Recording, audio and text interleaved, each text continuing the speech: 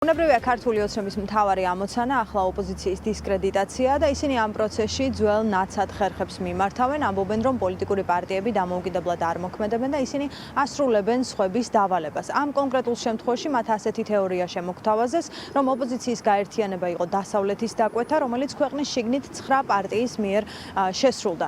Ამ პროცესში ირიბად ეს ქართული ოცნების მხრიდან არის ირიბი აღიარება იმისა, რომ დასავლეთი ქვეყანაში პარტნიორად ხედავს არა ქართულ ოცნებას, არამედ ოპოზიციას და შესაბამისად დასავლეთი თანამშრომლობს ოპოზიციურ პარტიებთან. ქართული ოცნება კი ამბობს, რომ ხალხის არჩევანი არის სულ სხვა.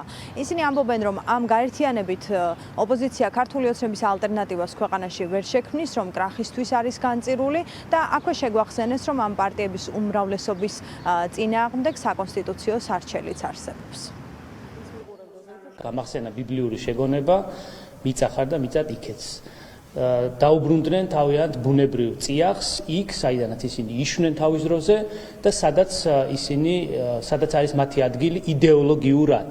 სინამდვილეში ისინი არიან ერთიანი კოლექტიური ნაციონალური მოძრაობა და აი ამ რაღაც გაერთიანებით თავადვე დაადასტურეს ეს მიიღეს როგორც ჩანს დაკვეთა, რომ ამჯერად დაინახეს, რომ ის ფორმა, ის მეთოდი, რაც სადეს აქამდე, ის სტრატეგია, რაც სადეს აქამდე არ გაამართლა, ვერ დაამარცხეს და ვერ დაამარცხებდნენ ხელისუფლებას და ეხლა ამ ფორმით ცდილობენ რაიმეს გაკეთება. თავის არსშივე ეს ასეთი მიდგომა არის კრახისთვის განწირული.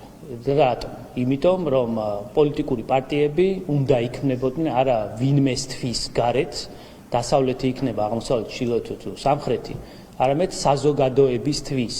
მათ დასავლეთი და ჩრდილოეთი და სხვა კუთხე კი არ ირჩევთ, მათ ირჩევთ ხალხი, საზოგადოება.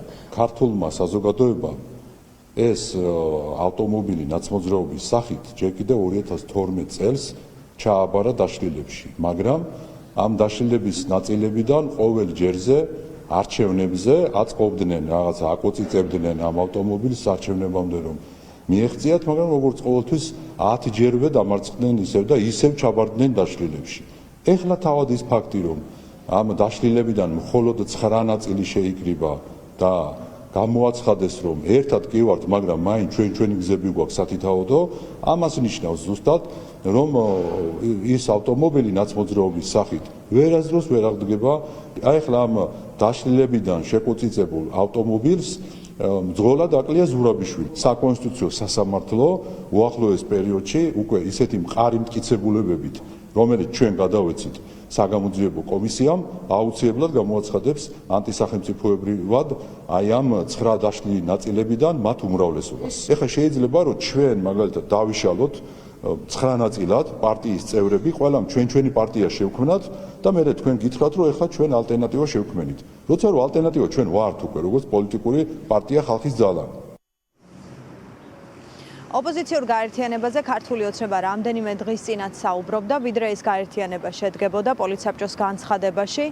ქართული ოცნება წერდა, რომ ოპოზიციური პარტიები აპირებდნენ გაერთიანებას და საკუთარი თავის ალტერნატივად შეთავაზებას შეერთებული შტატებისთვის და იქვე ამბობდნენ, რომ შტატების ლიდერები არ აპირებენ ქვეყნის შიდა პოლიტიკურ პროცესებში ჩარევას და მათ უცნაურად მიაჩნდათ, რომ ამ ფონზე ოპოზიცია პარტნიორებს ესაუბრებოდა სწორედ ამ მიზნებზე და ალტერნატივის შეთავაზებას გეგმავდა და კითხვებს აჩენსო, წერდა ქართული ოცნება პოლიტსაბჭოს განცხადებაში, რაც თავიდანვე აჩვენებდა, რომ ხელისუფლებისთვის არ არის ეს არასერიოზული საკითხი და დღევანდელი განცხადებებით სწორედ ამის დასტურია.